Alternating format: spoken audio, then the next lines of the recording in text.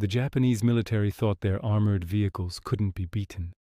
The Type 95 Heigo had dominated battlefields repeatedly, smashing through Chinese defenses, facing down Soviet armor at Khalkhin Gol, and rolling through the rapid conquests in Malaya and the Philippines. For the crews operating these light tanks, they represented more than just equipment. They embodied Japan's tactical superiority, quick, practical, unbeatable. The dense jungle terrain belonged to them, and the Heigo was their ultimate tool. But combat has a talent for destroying myths. What started as absolute certainty would collapse into harsh reality, one marked by engine smoke, torn metal, and the relentless thunder of heavy machine gun rounds. The Heigo's journey started well before Saipan, well before catastrophe. It started in the hopeful days of 1933. The Imperial Japanese Army considered itself a contemporary fighting force, yet their armored units were falling behind. The Type 89 medium tank, their flagship at that moment, struggled to reach 15 miles per hour. It represented outdated warfare, adequate for backing up foot soldiers, but far too slow for the rapid tempo engagements the Army now imagined. So Japanese designers received orders to develop something groundbreaking, a lightweight, swift, and trustworthy tank that could match the speed of mechanized infantry. Mitsubishi Heavy Industries got the contract, and the engineer in charge was Tomio Hara, a reserved genius who had previously designed Japan's earlier armored vehicles. His breakthrough was straightforward yet practical, a bell-crank suspension design that would characterize Japanese armor for the next 10 years. By 1934, the test model emerged. It was compact, lightweight, and remarkably speedy, 45 kilometers per hour on hard surfaces, 30 across uneven ground. Military evaluators were impressed. The tank was agile, could pivot instantly, and appeared ideally matched for the landscapes of China and Manchuria. Its six-cylinder, air-cooled diesel power plant provided it with dependability and operational distance that many Western tanks wished for, yet already then concealed in its blueprint was the weakness that would ultimately destroy it. Its protective plating, 12 millimeters at maximum thickness, was designed only to deflect small arms and light machine gun rounds. Against genuine anti-tank armament, it was a coffin waiting for battle. Nevertheless, the Army embraced it. They designated it the Type 95, following the imperial calendar, year 2595.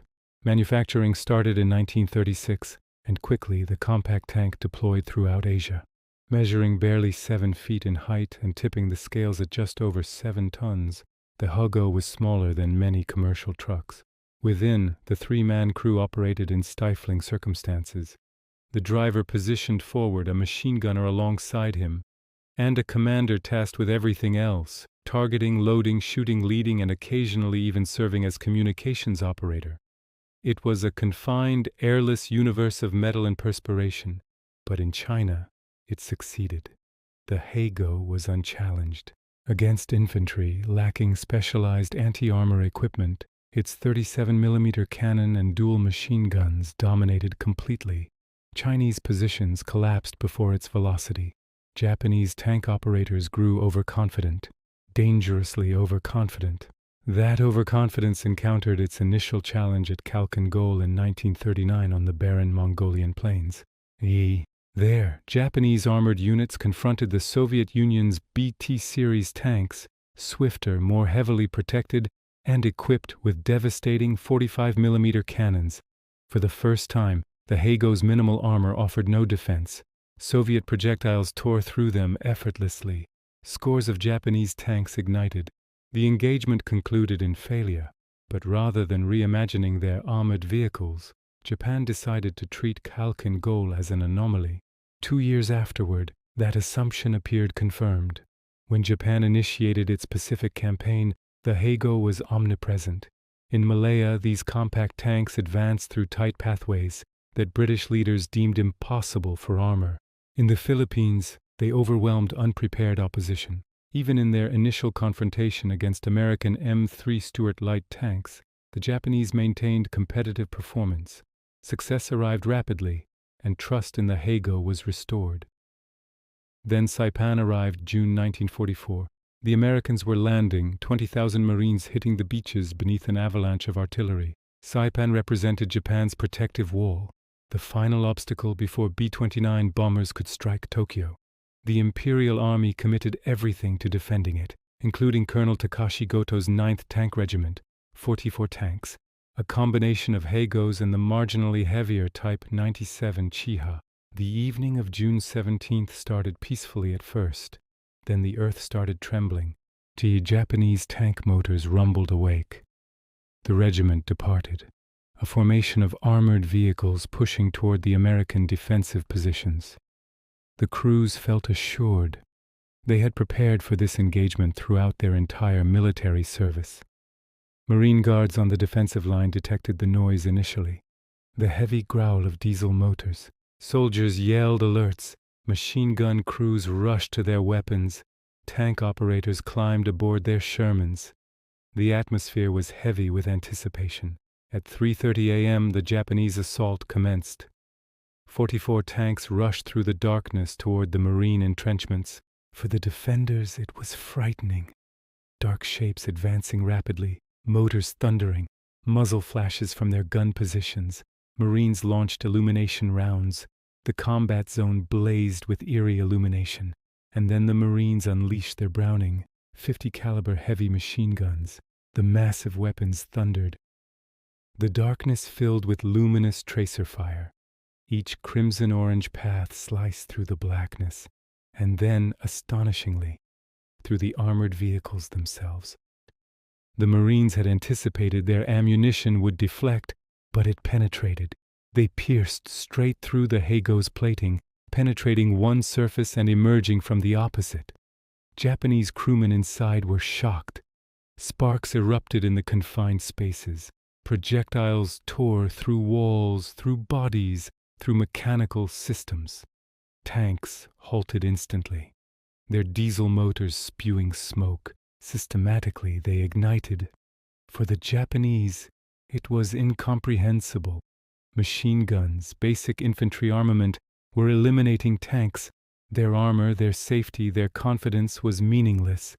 A prisoner Japanese officer subsequently confessed. He believed the Americans had developed some form of advanced weapon. He couldn't accept that standard machine guns could achieve this. But the Browning M2 wasn't standard. Its armor-piercing ammunition could breach 23 millimeters of steel at 200 meters, almost twice the Heigo's heaviest protection. The calculations were brutal.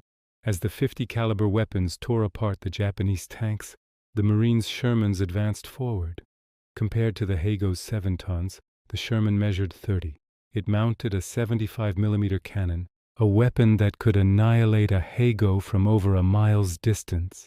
The Japanese returned fire, but their 37 millimeter projectiles ricocheted uselessly off the Sherman's substantial sloped armor. The offensive disintegrated into disorder. Blazing tanks lit up the darkness.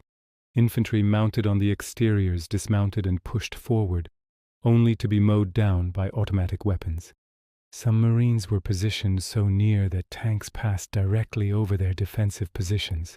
They waited, then emerged and struck from the rear with explosives and flame weapons. By sunrise, 31 Japanese tanks sat destroyed throughout the battlefield. The 9th Tank Regiment had ceased to exist. For the Marines, the triumph was absolute. For Japan, it was an awakening. In the harsh morning light, Marines moved through the wreckage.